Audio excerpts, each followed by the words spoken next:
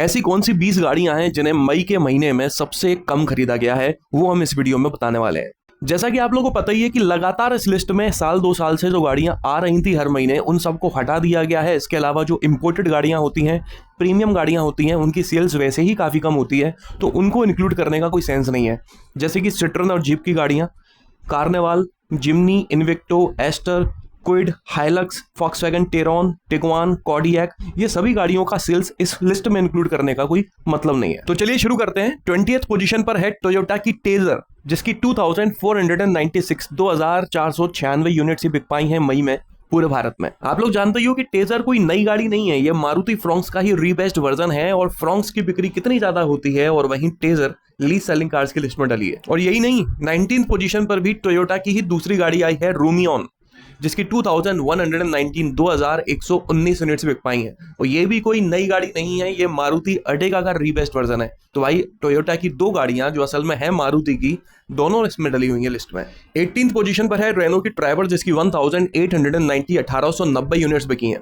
Trevor एक काफी value for money और प्रैक्टिकल गाड़ी है, लेकिन पता नहीं क्यों इस गाड़ी की सेल्स नहीं होती। पहले तो यह था कि चलो अपडेटेड नहीं है तो सेल्स नहीं हो रही है, लेकिन अब तो इसका फेसलिफ्ट भी आ चुका है। जिन लोगों के पास अर्टिगा खरीदने का बजट नहीं है, उन लोगों के लिए परफेक्ट ऑप्शन है ट्रैवर। और ऊपर चलते हैं तो 17th पोजीशन पर है टाटा की कर्व, जिसकी 1680 यूनिट्स बिकी हैं पूरे भारत में मई के महीने में। इस गाड़ी ने जितनी जल्दी हाइप पकड़ा था मार्केट में, उतनी ही तेजी से धड़ाम करके नीचे गिरी है भाई।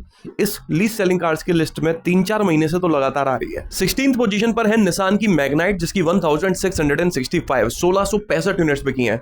मैग्नाइट की बिक्री ना करीब 2500 या 3000 हर महीने हो रही थी, जब तक ग्रेवाइट लॉन्च नहीं हुई थी। ग्रेवाइट लॉन्च हो गई तो बिक्री मैग्नाइट की कम हो गई, जबकि निसान की ओवरऑल बिक्री इंक्रीज होनी चाहिए थी, जबकि ऐसा नहीं हुआ।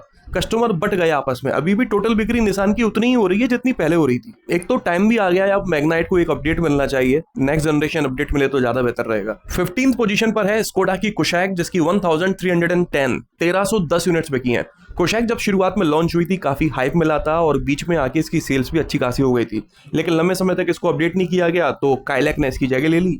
और अब अपडेट किया गया है तो तब भी काइलैक की जगह वापस से ले नहीं पा रही है। लोग बागों को अगर स्कोडा की कोई गाड़ी खरीदनी है तो पहली पसंद काइलैक होती है, ना कि कुशैक। 14th पोजीशन पर है निसान की ग्रेवाइट, जिसकी 1283 यूनिट्स बिकी हैं। आप लोग जानती हो ग्रेवाइट को अभी हाल ही में लॉन्च किया गया है, उसके बाद इसकी ये हालत है। मतलब एक कंप्लीटली नया प्रोडक्ट, जो कि असल में ट्राइबर का रीबेस्ट वर्जन है, लेकिन फिर भी निसान के लिए कंप्लीटली नया प्रोडक्ट है। एक लंबे समय के बाद इन्होंने कोई नई गाड़ी लॉन्च की थी, और उसका हाल कुछ यूं है। देखते हैं, टेक्टॉन भी आने वाली है, टेक्टॉन का हाल कैसा होता है। वैसे टेक्टॉन से याद आया, डस्टर का हाल क्या है वो आपको इस वीडियो में पता चलने वाला है। 13th पोजीशन पर है फॉक्सवैगन की टाइगुन, जिसकी 1281 यूनिट्स बिकी हैं। गजब की बात यह है कि बॉस, इन सभी गाड़ियों के फेसलिफ्ट अभी हाल ही में लॉन्च हुए हैं।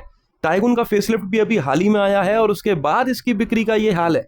बेचारे कंपनी वाले पैसा लगाकर फेसलिफ्ट तैयार करते हैं, लॉन्च करते हैं, और बिक्री में कोई खासा अंतर नहीं पड़ता। भाई कितना पैसा बर्बाद होता होगा इनका। इसके बाद 12th पोजीशन पर है रेनो की डस्टर, जिसकी 1267 यूनिट्स बिक पाई हैं। आप लोग लग रहा होगा कि भाई डस्टर ने माहौल खींच दिया है, बहुत कर्रा कमबैक किया है, तबाही मचा देगी डस्टर, हम तो डस्टर खरीदनी है, हमारा ड्रीम कार है ये और वो। जिस तरह से डस्टर ने कोहराम मचाया था उस टाइम पे, वैसे ही कुछ इस बार भी करेगी, लेकिन ऐसा कुछ हुआ नहीं। मात्र 1267 यूनिट्स ही बिक पाई हैं डस्टर की। और ऐसा भी नहीं है कि ये गाड़ी मई में लॉन्च हुई थी, ये गाड़ी अप्रैल में लॉन्च हो गई थी।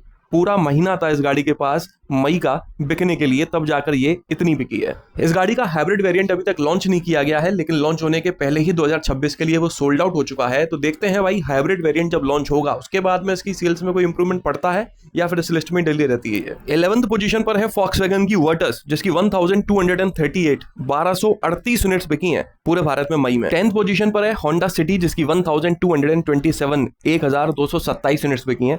इस गाड़ी का भी फेसलिफ्ट अभी हाल ही में आया है, अभी उसकी सेल्स इसमें इंक्लूड नहीं है। और ऊपर चलते हैं तो 9th पोजीशन पर है होंडा की एलिवेट, जिसकी 1224 यूनिट्स बिकी हैं।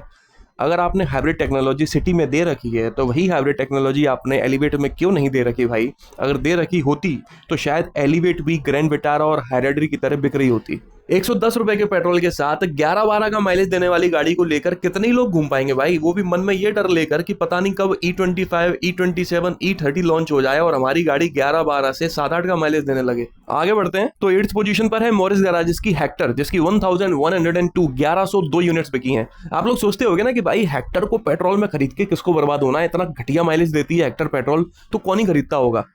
आप लोग शॉक हो जाओगे ये जान के कि हेक्टर जितनी बिकती है वो पेट्रोल में ही बिकती है। हेक्टर डीजल को बहुत कम लोग खरीदते हैं, ज्यादातर लोग हेक्टर पेट्रोल ही खरीदते हैं। 7th पोजीशन पर है टाटा मोटर्स की सफारी, जिसकी 1057 यूनिट्स बिकी हैं पूरे भारत में। सफारी इस समय पेट्रोल डीजल दोनों में अवेलेबल है, आप लोगों को पता ही है।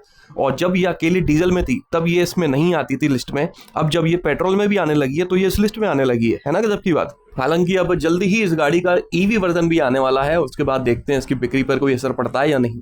अगर आप लोग हैरियर की बिक्री जानना चाहते हो तो उसकी 2815 यूनिट्स बिकी हैं। 6th पोजीशन पर है किया की साइरोस, जिसकी 961 यूनिट्स बिकी हैं। जिस किसी भी बंदे ने इस गाड़ी को डिजाइन किया है, मुझे लगता नहीं है कि उसने अपने कॉलेज टाइम में लगातार क्लासेस ली थी, या फिर भाई वो किसी दूसरी कंपनी का स्पाई है जो किया में काम कर रहा है और किया को ही बर्बाद करना चाहता है। खैर अपन तो आगे बढ़ते हैं तो 5th पोजीशन पर है स्कोडा की स्लाविया, जिसकी 861 यूनिट्स बिक पाई हैं। हर किसी की अपनी अपनी पसंद होती है, लेकिन अगर आप 20 लाख रुपए की गाड़ी में सबसे सुंदर और सेक्सी सेडान लेना चाहते हो तो स्लाविया से बेहतर मेरे ख्याल में कुछ और दूसरी गाड़ी नहीं हो सकती। अगर इंडिया की रोड्स अनप्रेडिक्टेबल नहीं होती और स्लाविया CNG में या फिर हाइब्रिड में आया करती होती तो मेरी पहली पसंद यही गाड़ी होती। हो सकता है ये गाड़ी कभी CNG में और हाइब्रिड में भी लॉन्च हो जाए, लेकिन भारत की सड़कें कभी सही नहीं होने वाली। 100-150 किलोमीटर तक आपको मखमली रोड मिलेगी एकदम नेशनल हाईवे पर, और अचानक से फिर स्टेट हाईवे आता है और धड़ाधड़ गड्ढे चालू होते हैं और आपका पछतावा कि भाई सेडान क्यों ले ली। एक तो हम कुछ ऐसे देश में रहते हैं जहां पर स्पीड ब्रेकर बनाने के लिए किसी को कोई परमिशन नहीं चाहिए होती है। हर कोई बंदा अपनी दुकान के सामने, घर के सामने स्पीड ब्रेकर बना देता है, और चलो स्पीड ब्रेकर बना भी दिया है तो भाई छोटा बना दो। इतना लंबा खड़ा हुआ स्पीड ब्रेकर बनाने की किसने कही थी? गाड़ी तो गाड़ी भाई, पेट का पानी तक हिल जाता है। 4th पोजीशन पर है हुंडई की अल्कजार, जिसकी 814 यूनिट्स बिकी हैं पूरे भारत में मई के महीने में। 3rd पोजीशन पर है हुंडई की वर्ना, जिसकी 723 यूनिट्स बिकी हैं। इन लोगों को वर्ना के डीजल इंजन को डिसकंटिन्यू नहीं करना चाहिए था, और अब कर भी दिया है तो इनको डुअल सिलेंडर CNG टेक्नोलॉजी वर्ना में देनी चाहिए। 2nd पोजीशन पर है रेनो की काइगर, जिसकी 656 यूनिट्स बिकी हैं।